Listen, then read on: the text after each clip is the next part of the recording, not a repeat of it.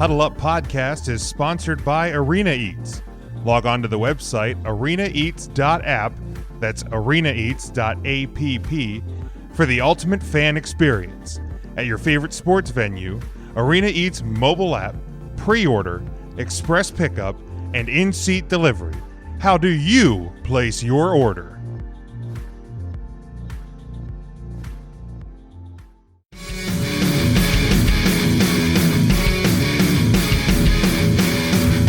So before we get to our pick'ems for the week in the NFL, guys, you know, this is something, and it's not just to kind of make myself feel better about the fact that I've said weeks ago that I thought the Tennessee Titans were a pretty fraudulent undefeated team, and I think when they were 5-1, I thought they didn't look like a great team, and now all of a sudden they have fallen 6-3. They'd be out of the playoffs if the playoffs started today.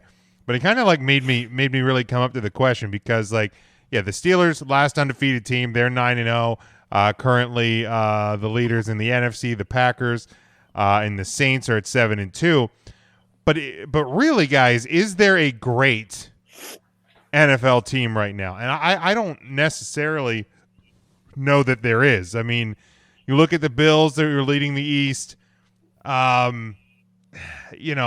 They've looked good, but they're also suspect at times.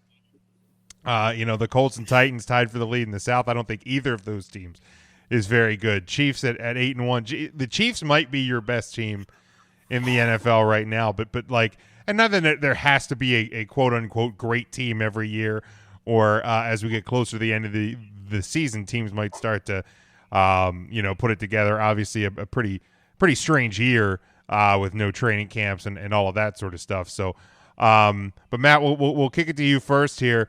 Like, I look over the NFL standings and I'm like, I feel like there's good teams. There's definitely bad teams. But I don't think there's a great team in the NFL this year. Yeah, the whole NFC East can be categorized as bad. But I wouldn't be. I prefer misunderstood. It stinks. For misunderstood. Flawed.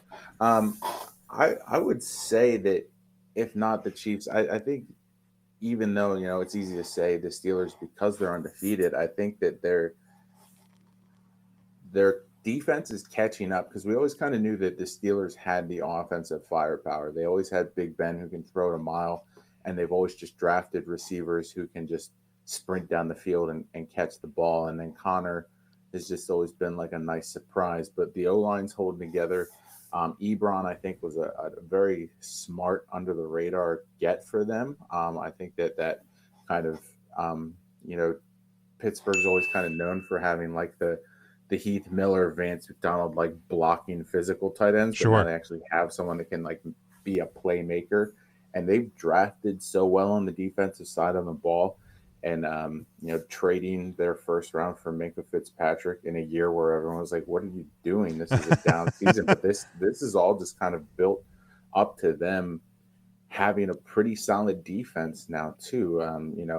They've always been known for D-line and linebackers, but now they have the secondary to go with it. So I think I would be hard pressed to say, do the Chiefs 100% beat the Steelers in a head-to-head matchup? I don't know. So if we're saying the Chiefs are great, then I think the Steelers have to be too.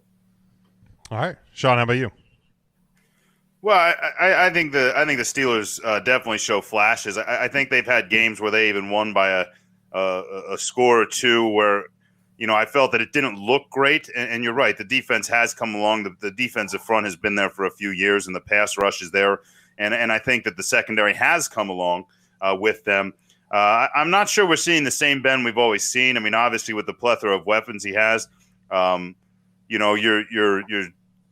bound to put up some numbers. I don't think I've seen any games where I've because even Chase Claypool scoring 4 touchdowns, it's not like anybody was praising Ben Roethlisberger for throwing 3 of them. I don't know that it's looked great. I feel their offensive line is a little more suspect than people give credit for. James Conner's kind of starting to fall off the planet, and I don't know if that's him or if it's the scenario. Maybe they're just trying to feed all the mouths, and he's just a smaller mouth than everybody else. But I would put the Steelers in kind of, despite their record, it's like you said, it's hard to like discredit them from being great. I would put them in what I would say is a fairly small list of good to very good teams. Where you're going to have some of these division leaders that are sitting there. Where it's maybe it's the Cardinals and the Seahawks in the NFC West. Maybe it's teams like the Titans and or the Colts, whichever one of those decides they're the better of the good, very goods. And you have some other arguments as well. The other one to me that screams greatness, and it's a 2-loss team. But I think what's exciting about it is, for me, there's 2 teams hovering above everyone else. One is the Kansas City Chiefs, and it's because it's a train that, for all intents and purposes, even through some bumpy spots, really hasn't derailed at all. Right. And whether the defense plays poorly and they have to outscore someone, or whether they get a good defensive effort and the offense just has to play it casual, Andy Reid's got control of that game plan. He knows what his players can do. He's got the personnel he wants, and it shows. And I think they're kind of your one, and I'd say like the 1A or the 2 is probably for me the Green Bay Packers. I think they got surprised by the Buccaneers. I don't know if it was just game script, game plan didn't work, but it's a team that has a lot of plan Bs and Cs usually, and things just it wasn't a Devontae Adams list game. He led the team in receiving at like 60 or 70 yards. Aaron Jones had a score or 2. So the skill positions were there, but I think it was kind of fresh out of the Lazard weird injury. So like you had to kind of find whether Scandling and I'm not going to blame it on that. Lazard's set to come back here, I think this week or the following. So. Yeah, so you're looking at a team that's been dismantling, teams like offensively, they've been pretty hard to stop, and you're going to add a piece that at the beginning of the season was contributing quite a lot. So, I mean, it's kind of exciting for the NFL in that you're right now your 2 best teams are, kind of a chance to do that Super Bowl I rematch kind of thing. Sure. And I think that's exciting. Would have been cooler if it happened on the anniversary year. But, either way, anytime those 2 teams are relevant, I think it's great for the league. And then, from there, it's just kind of the tier of teams underneath. And there's a lot of them that on any given Sunday could beat either of those teams, and the Steelers are definitely one of those. But ironically, you're debating the strength or the value of the Ravens, who get to play the Titans, who you've been beaten up for 10 weeks. So I'm pretty excited to see if we're picking that game. I have no idea what game. Spoiler alert: we are. Nice. So I assume you'll be on the Lamar Jackson train this week. But yeah, I don't see a lot of other teams short of the Eagles to really challenge them for anything. Yeah, agreed. If I just sneak that. Yikes. Tough room. Yeah, it's Tough room.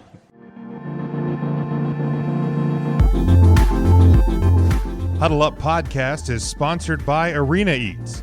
Log on to the website arenaeats.app, that's arenaeats.app, for the ultimate fan experience. At your favorite sports venue, Arena Eats mobile app, pre-order, express pickup, and in-seat delivery.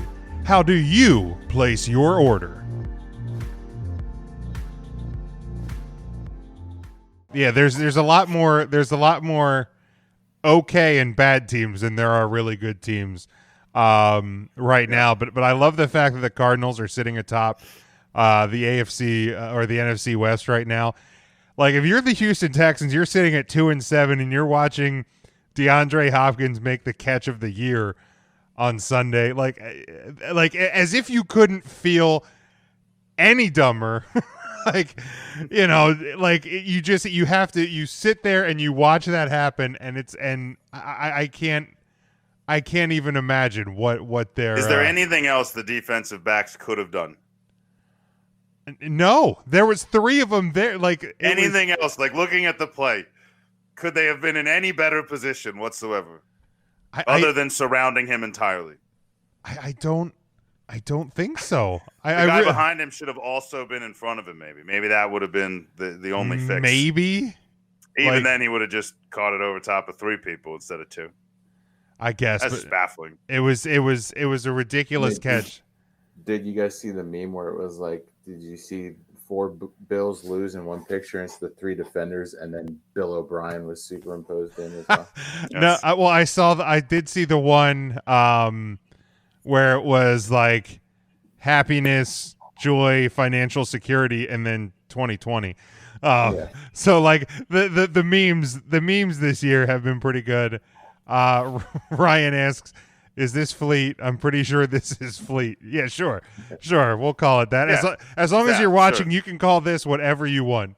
Quite frankly. So we welcome anyone who is watching us live. And I thought I had the you can't get any dumber drop from Just Dumb just and when you Dumber. think you can't possibly. I swear to get God, I thought I had it. any I'm like looking over my entire soundboard, and I can't find it. I thought I had put it on there, and You're about as unorganized as the Houston second or the Buffalo secondary on that play. sure, absolutely. I will hit him with this though.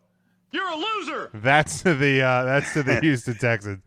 Man, that's a bummer. Could you imagine? Like you're sitting there with, and ironically, like David Johnson currently not playing, just in case anybody was wondering. So the trade you got when it looked like, because David Johnson was kind of shouldering a lot of the load for that offense after the trade, and it looked like, hey, maybe it's the same guy, and turns out it is, because he's probably going to miss his second straight week here this week while you watch the guy you traded away make plays like that. Yeah, it's bad. It's real bad. I still don't understand how that. Also may have saved Matt. I believe I was playing you in fantasy this week, and I had DeAndre Hopkins, and had that play not happened, the 3-point victory would have never been possible. So we'll take that. I didn't even see it happen. I just cashed in the 4:00 game. This is stupid. I'm not going to win anything. And then I was like, what? And I looked, but you had Stephon Diggs, who caught the touchdown before that. So it ended up being a wash. Left Antoine Gibson on my bench too. So there was that. But you put in. I mean, you replaced him with Chubb, who also cost you a touchdown stepping out at the one. Mhm. I did. I found it. Play. I found it. Just when I think you couldn't possibly be any dumber. There it was. I knew I'd find it. But he still scored within 1 point of Gibson, so you did okay there. You survived. I had. You're still in first. You're still in first. You're fine. For second, yeah. I needed had Hines on my bench, but I still managed to find a way. You left Hines on your bench? Yes. Why don't you hit that button again? Well, yeah, I'll hit you this. Just hit the dumber button again. You dumbass. Just that when works I too. think you couldn't possibly be saying, any "I'm an idiot." dumber. I'm an idiot. Oh yeah, no, I have that one. That's me. I'm an idiot. There we go. that is actually me from an episode of 3 Count Thursday. I'm an idiot. Good. I'm an idiot. That's true. Sean, now it's on a broadcast that I'm going to have the audio for. I which is still gonna have come to in go very back. handy on Christmas cards and things. I'm an idiot. I still have to go back, Sean, and get the one where you're like, I'm all in on the Cowboys or something like that. We were talking about Oklahoma State. I still have to go back and find that and isolate that audio, but just in case. I haven't done it yet.